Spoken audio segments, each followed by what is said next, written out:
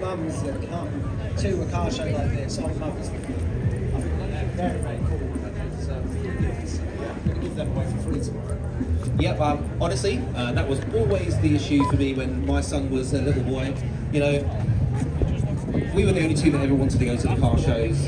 Couldn't drag misses along for love nor money. And you know, if you're lucky enough to have someone in your life like that who is an enthusiast, or is even the enthusiast dragging you along to the show, even better.